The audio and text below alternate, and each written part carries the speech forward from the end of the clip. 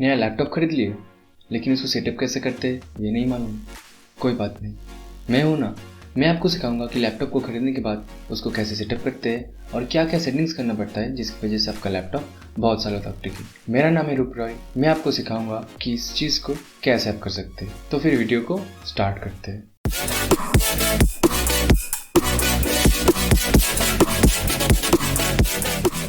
आज मैं आप लोगों को 4 स्टेप से सिखाऊंगा कि लैपटॉप को आप कैसे कॉन्फ़िगर कर सकते हैं। इन 4 स्टेप में कुछ पॉइंट्स है जिसको आपको फॉलो करना है। तो हमारा पहला नंबर स्टेप पर है 8 पॉइंट। इस 8 पॉइंट में पहला पॉइंट है एक अनबॉक्सिंग वीडियो बनाएंगे।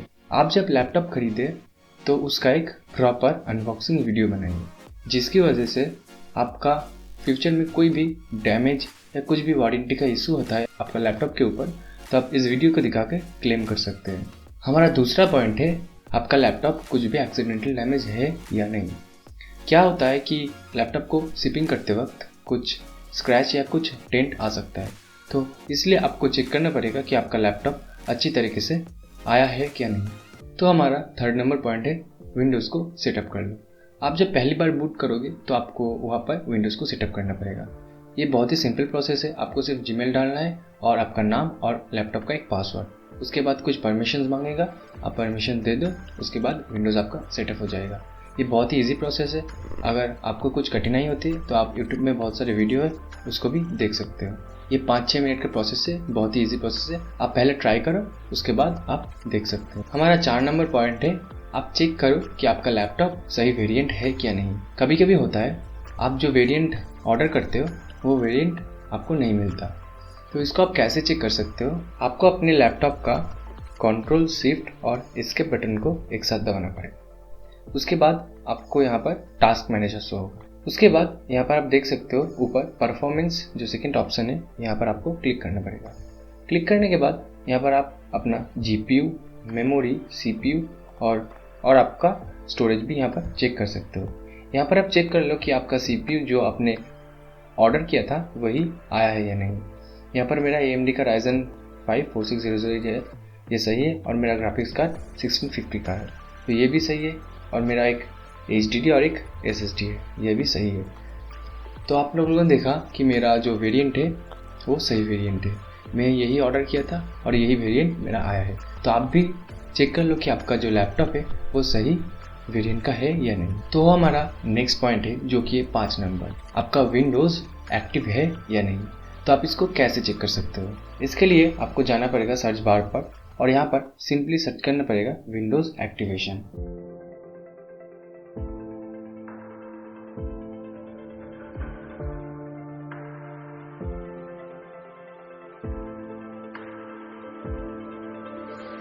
एक्टिवेशन स्टेटस पे कि विंडोज़ एडिशन है विंडोज़ 10 होम सिंगल लैंग्वेज और activation to your Microsoft account. यहाँ पर आपको दिख रहा होगा मेरा विंडोज़ एक्टिवेट है।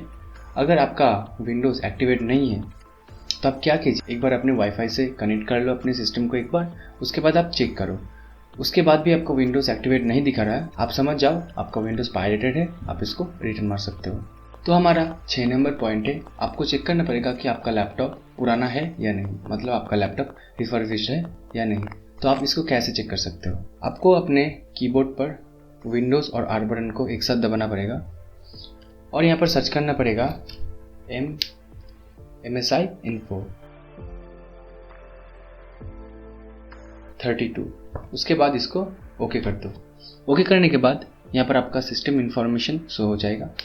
यहाँ पर आपको जो सिस्टम SKU वैल्यू है यहाँ पर आपको चेक करना पड़ेगा आपका जो नंबर है वहाँ पर हैच के सामने R है या नहीं। अगर R है तो ये वेरिएंट रिफर्बिश्ड है, आप इसको रिटर्न मार सकते हो। अगर R नहीं है, कुछ A और कुछ सिंबल है और कुछ अल्फ़ाबेटिक लेटर है, तो आप समझ जाना आपका लैपटॉप न्यू है, आपको रिटर्न मारने की ज़रूरत नहीं। अगर आपके लैपटॉप के हैच के सामने R है तो आप इसको रिटर्न मार सकते हो। तो हमारा 7 नंबर पॉइंट है वारंटी को चेक करें। वारंटी को आप कैसे चेक कर सकते हैं, इसके लिए आपको पहले जानना पड़ेगा अपने लैपटॉप का सीरियल नंबर। आप इसको कैसे पता लग सकते हो, आप बॉक्स में भी देख सकते हो या लैपटॉप के पीछे भी होता है, या फिर आपको दोनों ही नहीं मिल रहा तो आप कैसे इसको लैपटॉप से देख सकते हो। इसके लिए आपको जाना पड़ेगा सर्च बार पर और यहाँ पर आपको सर्च करना पड़ेगा CMD। CMD सर्च करने के बाद इसको रन कर लो। यहाँ पर आपको एक कमांड लिखना पड़ेगा जो है wmic space bios space get space serial number. ये लिखने के बाद यहाँ पर आपको दिख रहा होगा कि मेरा सीरियल नंबर यहाँ पर शो कर रहा है। इसको मैं कॉपी कर लेता हूँ। इसको आप सिंपली Ctrl+C से कॉपी कर सकते हो। कॉपी करने के बाद आपको आपके डिफ़ॉल्ट ब्राउज़र माइक्रोसॉफ्ट एज पे जाना है, जो आपको कंप्यूटर को बूट करने के बाद आपको वहाँ पर शो हो रहा होगा, और वहाँ पर आपको सर्च करना है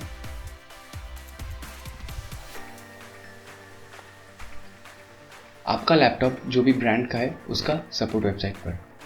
तो मेरा लैपटॉप लिनोवो का है, तो मैं यहाँ पर लिनोवो सपोर्ट सर्च कर ले रहा हूँ।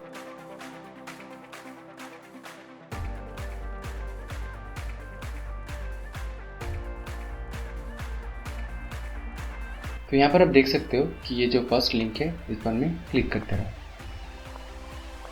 यहाँ पर क्लिक करने के बाद ऊपर जो माय अकाउंट ऑप्शन है, यहाँ पर आपको लॉगिन करना पड़ेगा। लॉगिन करने के लिए आपको पहले रजिस्ट्रेशन करना पड़ेगा, उसके बाद आप यहाँ पर लॉगिन कर सकते हो। तो मेरा यहाँ पर लॉगिन पहले से ही है, तो मैं इसको एक बार साइन इन कर लेता हूँ।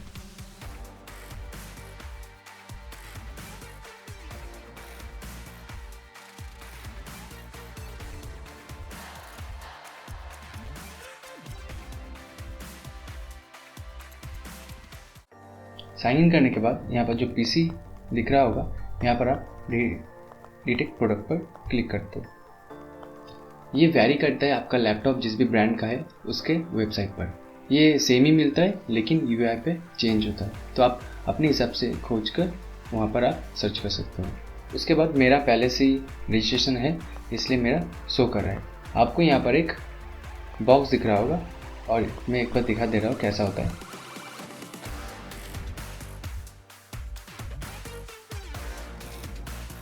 यहाँ पर आपको ये बॉक्स शो करेगा। यहाँ पर आपको अपना सीरियल नंबर पेस्ट कर देना है। पेस्ट आप कैसे कर सकते हो? Ctrl+V दबाकर पेस्ट कर सकते हो। उसके बाद आप यहाँ पर इसको सर्च करते हो। सर्च करने के बाद यहाँ पर जो आपका लैपटॉप है उसका वारंटी यहाँ पर आपको दिख रहा होगा। तो मेरा 2 मंथ्स का रिमेनिंग यहाँ पर आप देख सकते हो, तो ये सही है। आप यहाँ पर चेक कर लो कि आपका लैपटॉप जब खरीदो उसके बाद से ही आपका वारंटी शुरू होता है। अगर आपका वारंटी उससे पहले शुरू होता है तो आप समझ जाना आपका लैपटॉप बहुत पहले ही एक्टिव हो चुका है, आप इसको रिटर्न मार सकते हो। तो आप यहाँ पर देख सकते हो कि आपका वारंटी कब शुरू हुआ है और कब ख़त्म है। उसके बाद आपका 8 नंबर पॉइंट है वाईफाई और ब्लूटूथ को चेक कर लो। वाईफाई तो आप पहले ही चेक कर चुके हो, क्योंकि आप वाईफाई कनेक्ट करने के बाद ही ब्राउज़र पे एक्सेस कर चुके हो। आपको यहाँ पर चेक करना पड़ेगा आपका ब्लूटूथ। आपका घर पे जो भी ब्लूटूथ डिवाइस है आप अपने लैपटॉप का ब्लूटूथ से कनेक्ट करो, और आप देख सकते हो कि आपका लैपटॉप का ब्लूटूथ अच्छी तरीके से वर्क कर रहा है या नहीं। तो ये हमारा फर्स्ट स्टेप का 8 पॉइंट, जिसमें जो मैंने पॉइंट बताया आपको बहुत अच्छी तरीके से इसको चेक करना पड़ेगा। हम बढ़ते हैं हमारे दूसरे स्टेप की ओर, जहाँ पर हमारा 5 पॉइंट है। पहला पॉइंट है क्रिएट माइक्रोसॉफ्ट अकाउंट। तो यहाँ पर आपको क्या करना पड़ेगा, आपका जो पहला लैपटॉप है उस पर आपको माइक्रोसॉफ्ट अकाउंट बनाना पड़ेगा। इसको आप कैसे कर सकते हो? आपको सिंपली जाना पड़ेगा सर्च बार पर, और यहाँ पर आपको सर्च करना पड़ेगा Microsoft store.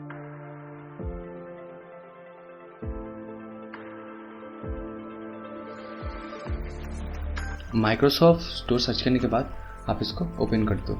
Microsoft store open करने के बाद यहाँ पर आपको ऊपर दिख रहा होगा एक साइन इन ऑप्शन यहाँ पर शो कर रहा है। तो यहाँ पर आपको क्लिक करना पड़ेगा, और उसके बाद यहाँ पर आपको साइन इन करना पड़ेगा।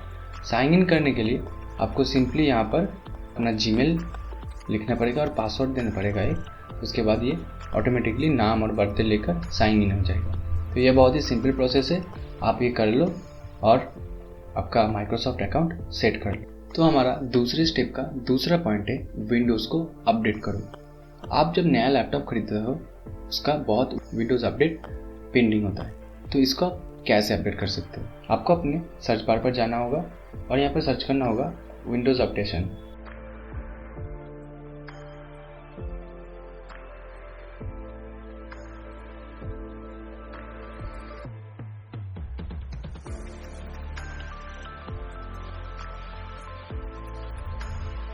उसके बाद यहाँ पर आपको दिख रहा होगा मेरा ग्रीन टिक है, क्योंकि मैं पहले से ये कर चुका हूँ इसलिए मेरा ग्रीन टिक है। यहाँ पर आप लोगों का जो सिचुएशन है वहाँ पर आपको दिखेगा कि आपको यहाँ पर रेड टिक दिख रहा है और बहुत सारा इंस्टॉलेशन पेंडिंग है। तो यहाँ पर आपको एक बटन मिलेगा इंस्टॉल ऑल, तो वहाँ पर आप क्लिक करके आप अपना जो भी पेंडिंग है उसको आप इंस्टॉल कर सकते हो। तो मेरा एक यहाँ पर पेंडिंग है, मैं इसको इंस्टॉल कर लेता हूँ।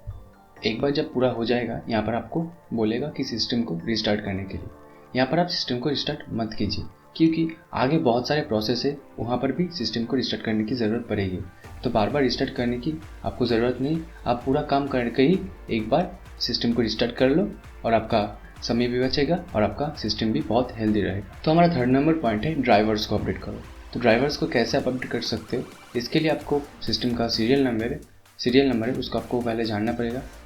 अगर आप उसको जान चुके हो तो आपको अपने जो लैपटॉप का ब्रांड है उसका सपोर्ट वेबसाइट पर आपको जाना पड़ेगा। तो आप अपने डिफ़ॉल्ट ब्राउज़र माइक्रोसॉफ्ट एज को इस्तेमाल करो और वहाँ पर आपको सर्च करना पड़ेगा आपका जो भी लैपटॉप का ब्रांड है वो और सपोर्ट।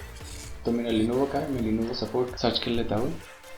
उसके बाद यहाँ पर जो लिंक है मैं उसको क्लिक कर दे रहा हूँ। क्लिक करने के बाद यहाँ पर आपको आपका जो अकाउंट है वहाँ पर आप उसको साइन इन कर दो। साइन इन करने के बाद यहाँ पर जो डिटेक्ट प्रोडक्ट है यहाँ पर आप उसको क्लिक कर दो।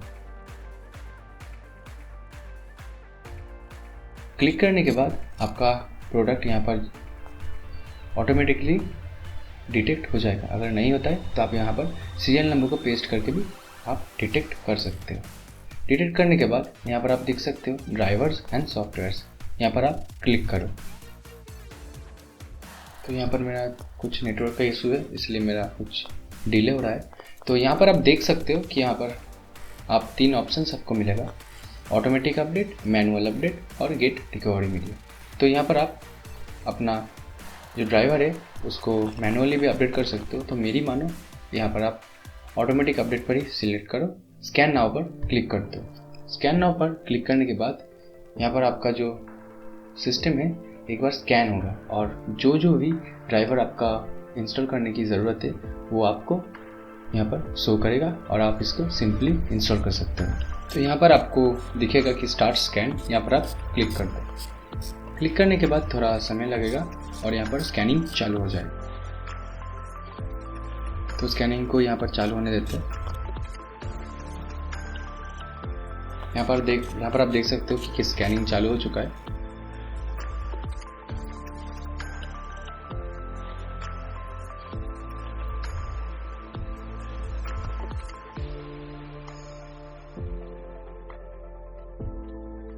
तो यहाँ पर देख सकते हो कि मेरा फुल स्कैनिंग हो चुका है। यहाँ पर मेरा कुछ रिजल्ट शो क्यों नहीं कर रहा, क्योंकि मेरा ड्राइवर पहले से ही इंस्टॉल है। आपके सिचुएशन में यहाँ पर आपको आपका ड्राइवर जो है यहाँ पर आपको लिस्ट कर शो हो रहा होगा। यहाँ पर आप देख सकते हो यहाँ पर जो फाइल नेम है यहाँ पर आपको आपका ड्राइवर का नाम और साइज़ और वर्जन जो भी है सब कुछ डिटेल्स यहाँ पर शो होगा। और यहाँ पर जो कॉर्नर पर यहाँ पर आपको इंस्टॉल करके एक ऑप्शन आएगा। तो एक के बाद एक आप इसको इंस्टॉल कर सकते हो और अपने सिस्टम पर इंस्टॉल करेंगे। इंस्टॉल करने के बाद यहाँ पर आपको फिर से पूछेगा कि आपके सिस्टम को रिस्टार्ट करने के लिए, लेकिन आप यहाँ पर भी इसको स्किप कर दीजिए। आपका अगर डेडिकेटेड ग्राफिक्स कार्ड है तो आप इस पार्ट को देखो, अगर नहीं है तो आप इस पार्ट को स्किप कर सकते हो। आपका अगर डेडिकेटेड ग्राफिक्स कार्ड है तो आपका प्रायोरिटी है उसको भी अपडेट करो। तो आपका डेडिकेटेड ग्राफिक्स कार्ड का ड्राइवर को अपडेट करने के लिए आपको जाना पड़ेगा अपने ब्राउज़र पर। वहाँ पर आपको सर्च करना पड़ेगा आपका जो भी ग्राफिक्स कार्ड का ब्रांड है उसका नाम और उसके बाद ड्राइवर। तो मेरा यहाँ पर एनवीडिया का है तो मैं यहाँ पर लिख दे रहा हूँ, उसके बाद ड्राइवर्स। यहाँ पर आपको जो ऑफिशियल लिंक्स होगा यहाँ पर आपको क्लिक करना है। क्लिक करने के बाद यहाँ पर आपका जो बॉक्स है वो ऑटोमेटिक भी फिल हो सकता है, लेकिन अगर नहीं होता है तो यहाँ पर देख सकते हो आपका जो ग्राफिक्स कार्ड है उसके हिसाब से आप यहाँ पर सिलेक्ट करके आप यहाँ पर सर्च पर क्लिक कर दो। क्लिक करने के बाद आपको यहाँ पर एक डाउनलोड ऑप्शन शो होगा। तो यहाँ पर आप इसको डाउनलोड करके इंस्टॉल कर लो। मेरा पहले से ही हो चुका है इसलिए मैं यहाँ पर नहीं कर रहा हूँ। आप जब पहला लैपटॉप को बूट करते हो तो वहाँ पर आपको नहीं दिख रहा होता दिस पीसी आइकन। तो इसको आप कैसे अपने डेस्कटॉप पर शो कर सकते हो, यही हमारा 4 नंबर पॉइंट है। तो आप इसको कैसे कर सकते हो, तो चलिए देखते हैं। स्टार्ट मेनू पर और यहाँ पर आपको क्लिक करके सेटिंग्स ऑप्शन को खोल देना है। उसके बाद यहाँ पर आपको देख सकते हो पर्सनलाइजेशन ऑप्शन, इसको क्लिक करने के बाद यहाँ पर आपको थीम्स पर जाना है। उसके बाद यहाँ पर आपको दिख रहा होगा डेस्कटॉप आइकॉन, यहाँ पर आपको कभी कभी दिख रहा होता है या आपको नीचे भी मिल सकता है। तो आप इसको खोज लो, उसके बाद इसको क्लिक कर दो। क्लिक करने के बाद आपका यहाँ पर डेस्कटॉप आइकॉन सेटिंग्स ओपन हो जाएगा। यहाँ पर आपको जो भी रिक्वायरमेंट है उसको टिक मार्क करके ओके करके अप्लाई करते हो। उसके बाद आपका लैपटॉप में जो दिस पीसी आइकॉन है वो शो हो जाएगा। हमारा जो 5 नंबर पॉइंट है वो है हार्ड डिस्क और एसएसडी पार्टीशन। आपका लैपटॉप में एसएसडी हो तो एसएसडी को पार्टीशन करना पड़ेगा और एचडीडी है एचडीडी को भी पार्टीशन करना पड़ेगा। ये पार्टीशन चीज़ क्या होता है? सोचो कि एक कंटेनर है, वहाँ पर बहुत सारा बिस्कुट है। मैंने बोला है कि मुझे वही बिस्कुट चाहिए, तो आप क्या करोगे, उस बहुत सारे बिस्कुट पे आप खोजोगे वो बिस्कुट और उसके बाद हम मुझको ला के दोगे। तो यहाँ पर क्या होता है, बहुत जो समय है वहाँ पर ये कंज्यूम होता है। और क्या हो सकता है, अगर कुछ भी वजह से एक भी बिस्कुट खराब हो जाता है, आपका पूरा डिब्बे का बिस्कुट यहाँ पर खराब हो सकता है।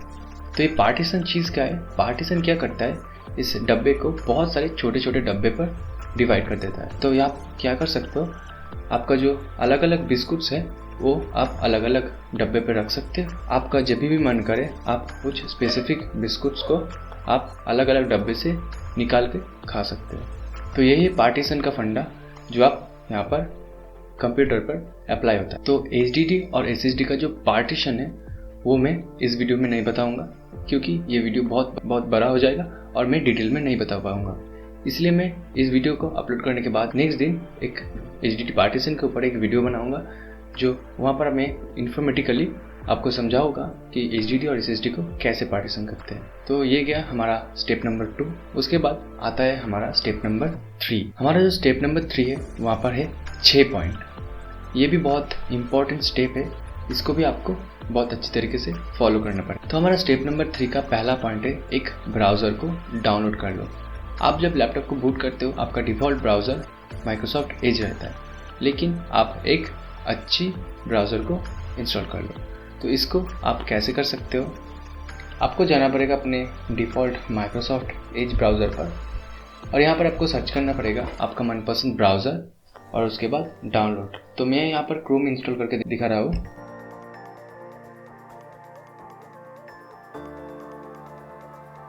उसके बाद यहाँ पर जो फर्स्ट लिंक है वहाँ पर आप उसको क्लिक करके आप यहाँ से डाउनलोड कर सकते हो। डाउनलोड करने के बाद आप इसको इंस्टॉल कर लो। तो इंस्टॉल करने के बाद जो क्रोम है उसका आप जीमेल और पासवर्ड देकर आप इसको यहाँ पर साइन इन कर लो और आप रेडी टू गो हो क्रोम ब्राउज़र को इस्तेमाल करने के लिए। तो आपका जो भी मर्ज़ी आप यहाँ पर ब्राउज़र को इंस्टॉल कर लो। हमारा जो दूसरा पॉइंट है वो है एंटीवायरस को चेक कर लो। अगर आपके लैपटॉप पर 1 ईयर या 3 मंथ्स का ट्रायल एंटीवायरस आता है तो आप यहाँ पर आप इसको डिलीट कर दो। यहाँ पर मैं क्यों बता रहा हूँ, क्योंकि यहाँ पर जो एंटीवायरस आता है ट्रायल वर्जन वो बहुत ही नोटिफिकेशंस आपको देगा और आपका काम नहीं करेगा। अगर आपके पास कुछ ट्रायल्स एंटीवायरस आता है तो आप इसको डिलीट कर दो। उसकी जगह आप माइक्रोसॉफ्ट का जो इनबिल्ट वायरस डिफेंडर है उसको आप यूज़ करो। ये बहुत ही सेफ़ है, लेकिन आपको क्या करना पड़ेगा, आपका जो विंडोज़ का अपडेट है उसको आप रेगुलरली करना पड़ेगा। ये माइक्रोसॉफ्ट का जो विंडोज़ डिफेंडर है ये डे टू डे टास्क के लिए बहुत ही बढ़िया होता है। एंटीवायरस को चेक कैसे कर सकते हो कि आपका एंटीवायरस कौन सा है, तो यहाँ पर आप एंटीवायरस कर सर्च कर लो और यहाँ पर आपको अपना एंटीवायरस यहाँ पर ऊपर शो हो जाएगा। तो मैं यहाँ पर मेरा एंटीवायरस डिलीट कर चुका हूँ, इसलिए मेरा नहीं शो हो रहा है। शो होने के बाद यहाँ पर आपका जो एंटीवायरस आएगा वो मैक्सेफ आए तो मैक्सेफ देख लेना। उसके बाद आपको क्या करना पड़ेगा, आपको स्टार्ट बटन पर जाना पड़ेगा, सेटिंग्स, उसके बाद यहाँ पर ऐप्स दिख रहा होगा। यहाँ पर जाने के बाद आपको ढूंढना पड़ेगा आपका जो एंटीवायरस है वो उसको ढूंढने के बाद आप उसको यहाँ पर राइट क्लिक कर अनइंस्टॉल कर सकते हो। अनइंस्टॉल करने के बाद आप देख लो कि आपका जो एंटीवायरस है वो है या नहीं है। हमारा जो 3 नंबर पॉइंट है वो है अनइंस्टॉल ब्लोटवेयर्स। आप जब नया लैपटॉप खरीदते हो तो वहाँ पर आपको बहुत सारे डिफ़ॉल्ट इंस्टॉल ऐप्स मिलता है जो आपका किसी भी काम का नहीं है और आपका लैपटॉप को बहुत स्लो कर देता है। क्या करता है कि आपका जो प्री इंस्टॉल्ड ऐप होता है आपका बहुत सारा डेटा एक्सेस कर लेता है। तो इसको आप कैसे अनइंस्टॉल कर सकते हो, आपको सिंपली जानना पड़ेगा आपका स्टार्ट मेनू पर और यहाँ पर आपको सेटिंग्स पे जाना है और यहाँ पर ऐप्स पे क्लिक करने के बाद आप ढूंढ लो कि आपको कौन सा सॉफ्टवेयर आपको चाहिए, उसको रख दो अगर, और दूसरे सॉफ्टवेयर को आप अनइंस्टॉल कर सकते हो। उसके बाद हमारा चौथा पॉइंट है माइक और कैमरा को टेस्ट करो। इसको आप कैसे कर सकते हो, आपको जाना पड़ेगा अपने सर्च बार पर और यहाँ पर सर्च करना पड़ेगा कैमरा सर्च करने के बाद इसको ओपन कर दो। ओपन करने के बाद यहाँ पर कुछ परमिशन मांगेगा, पहले उसको आप अलाउ कर दो और देख लो कि आप क्या परमिशन दे रहे हो। उसके बाद आप यहाँ पर देख सकते हो कि ये मेरा माइक है, ये है मेरा कैमरा, बकवास क्वालिटी का, बंद कर दो। तो यहाँ पर आप अपने कैमरे को टेस्ट कर लो और माइक को कैसे टेस्ट कर सकते हो, इसके लिए आपको जाना पड़ेगा अपने ब्राउज़र पर और यहाँ पर आपको सर्च करना पड़ेगा mic test. Mic test search करने के बाद यहाँ पर आपको जो फर्स्ट लिंक मिलेगा यहाँ पर आप क्लिक कर दो। क्लिक करने के बाद यहाँ पर आपको एक ऑप्शन होगा टेस्ट माई माइक। यहाँ पर आप अपने माइक को टेस्ट कर सकते हो। तो मैं यहाँ पर नहीं टेस्ट कर पा रहा हूँ क्योंकि मेरा जो वॉइस है वो मेरे लैपटॉप पर रिकॉर्ड हो रहा है, इसलिए मेरा माइक यूज़ हो रहा है। तो यहाँ पे आप जज कर सकते हो कि मेरे लैपटॉप का माइक कैसा है। तो हमारा 5 नंबर पॉइंट है डिस्प्ले और कीबोर्ड को चेक करो। तो डिस्प्ले को आप कैसे चेक कर सकते हो, आपको जाना पड़ेगा अपने ब्राउज़र पर और यहाँ पर आपको सर्च करना पड़ेगा display test.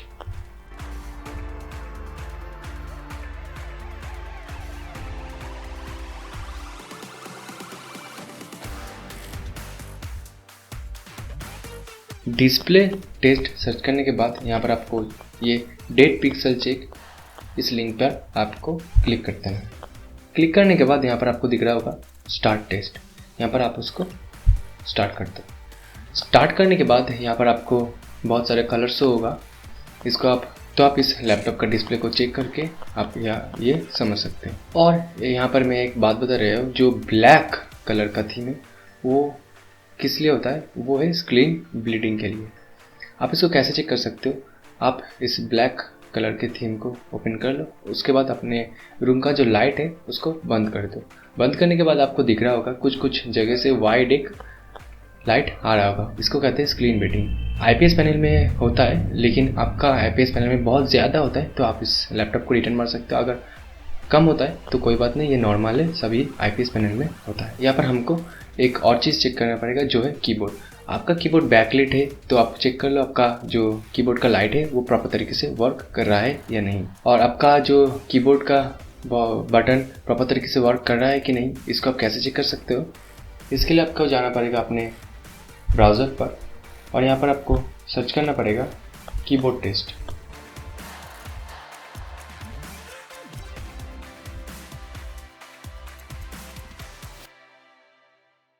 Keyboard test search करने के बाद यहाँ पर आपको दिख रहा होगा कीबोर्ड टेस्ट ऑनलाइन, इस लिंक पर आप क्लिक कर दो। क्लिक करने के बाद यहाँ पर आप देख सकते हो कि आपका कीबोर्ड का जो भी की आप दबाओगे वो सफ़ेद हो जाएगा। तो यहाँ पर आप अपने कीबोर्ड का सब की दबा कर देख लो, बहुत सारा की नहीं होगा क्योंकि आपका जो कीबोर्ड का F स्विच है उसको दबाने के बाद वो सारा की आपका रन होता है। तो आप अपने कीबोर्ड को चेक कर लो कि आपका कीबोर्ड का जो बटन है प्रॉपर तरीके से वर्क कर रहा है या नहीं। तो बढ़ते हैं हमारे लास्ट पॉइंट की, जो है स्पीकर टेस्ट। आपको चेक करना पड़ेगा कि आपका लैपटॉप का जो स्पीकर है वो प्रॉपर तरीके से वर्क कर रहा है क्या नहीं। तो इसको आप कैसे चेक कर सकते हो, आपको जाना पड़ेगा अपने ब्राउज़र पर और यहाँ पर आपको सर्च करना पड़ेगा स्पीकर टेस्ट।